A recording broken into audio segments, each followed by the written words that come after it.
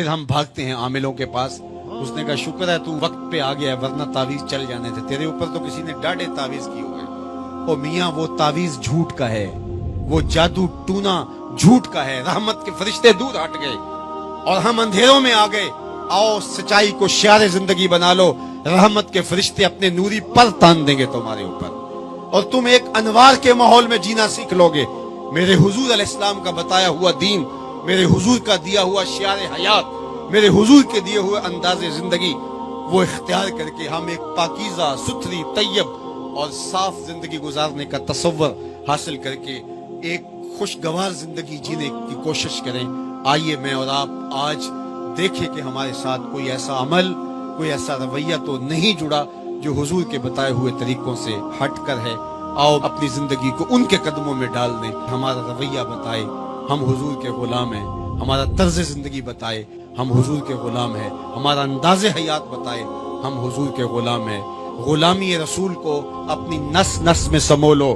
غلامی رسول تمہارے لباس سے دکھائی دے, غلامی رسول تمہارے رویوں سے دکھائی دے, غلامی رسول تمہارے طرز حیات سے دکھائی دے, غلامی رسول تمہارے سجدوں سے دکھائی دے, تو غلامی رسول تمہارے وعدوں سے دکھائی دے. تمہاری بولی سے غلامی رسول ٹپکتی ہو, نہ یہ کہ تم صرف زبان سے یہ کہو کہ میں غلام رسول ہوں, باقی تمہاری زندگی کا ہر تیور اس کی نفی کر رہا ہو. آؤ میں اور آپ آج کی اس بزم نور کے اندر یہ عہد کر کے اٹھیں کہ زندگی کی ایک ایک سانس حضور کی اطاعت میں گزاریں گے. جیئیں گے تو حضور کے لیے, مریں گے تو حضور کے لیے. اور میرے حضور سے پوچھا گیا مومن بخیل ہو سکتا ہے؟ کہا نہیں, مومن سخی ہوتا ہے لیکن ہو سکتا ہے کبھی بخل بھی کر جائے, بشر ہی تو ہے. پھر پوچھا گیا مومن بزدل ہو سکتا ہے؟ کہا نہیں, بہادر ہوتا ہے لیکن ہو سکتا ہے کبھی بزدلی بھی کر جائے. بلکہ ایک مقام پہ فرمایا مبخلتن مجبنتن, اولاد کے بارے فرمایا جب بندے کی اولاد ہو جاتی ہے تو دو خصلتیں آ جاتی ہیں, اولاد بخیل بھی کر دیتی ہے, اولاد بزدل بھی کر دیتی ہے. جب بندے کی اولاد نہیں ہوتی ہے اس وقت بڑا دلیر ہوتا ہے, ہر میدان میں ہاتھ ڈال لیتا ہے, اولاد کے بعد تھوڑا سوچنے لگتا ہے. تو میرے حضور نے فرمایا مبخلتن مجبنتن, اولاد تھوڑی سی بخل بھی پیدا کر دیتی ہے, اولاد تھوڑی سی بزدلی بھی پیدا کر دیتی ہے. تو پوچھا گیا مومن بزدل ہو سکتا ہے؟ کہا دلیر ہوتا ہے لیکن ہو سکتا ہے کبھی بزدلی بھی کر جائے. پھر پوچھا گیا بخیل ہو سکتا ہے؟ کہا سخی ہوتا ہے لیکن ہو سکتا ہے کبھی بخل بھی کر لے. تیسری بات میرے حضور سے پوچھی گئی مومن جھوٹا ہو سکتا ہے؟ فرمایا جھوٹا نہیں ہو سکتا. یہ طے شدہ بات ہے کہ مومن ہو اور جھوٹا ہو یہ نہیں ہو سکتا. میں اور آپ اپنی زندگی میں اتریں, اپنے شب و روز میں اتریں, اپنے کاروبار میں اتریں, اپنے دوستوں کی بیٹھک میں اتریں اور دیکھیں ہماری زندگی میں کہیں جھوٹ تو نہیں جڑا ہوا. میرے حضور نے تو مومن کی شان بیان کی کہ وہ جھوٹا نہیں ہوتا, اور میرے حضور کا نمایاں وصف صادق اور امین ہے جس کو کافر بھی مانتے تھے. جب آقا کریم نے کوہ صفا پہ چڑھ کے کہا میں اگر کہوں کہ پہاڑ کی دوسری جانب سے ایک لشکر آ رہا ہے جو تمہیں تاخت و تاراج کر کے رکھ دے گا تو تم میری بات مان لو گے؟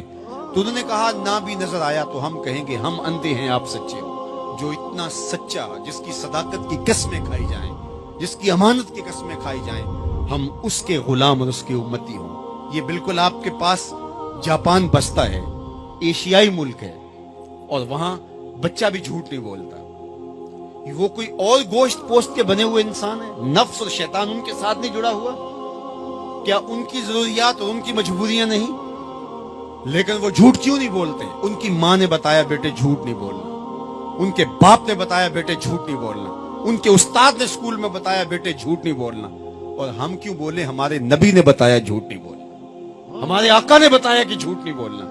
اگر ہم آقا کے سچے غلام ہیں تو ہماری زبان سے جھوٹ نکل ہی نہیں سکتا. جب کوئی شخص جھوٹ بولتا ہے حدیث پاک میں آتا ہے اس کے منہ سے بدبو نکلتی ہے جس سے اللہ کے رحمت کے فرشتے 1 میل دور ہٹ جاتے ہیں, اور اگر وہ پھر جھوٹ بولتا ہے تو فرشتے اور پیچھے ہٹتے چلے جاتے ہیں. اب سویر سے لے کر شام تک جھوٹ جھوٹ اور جھوٹ, اور فرشتے کہاں کے کہاں پہنچ گئے.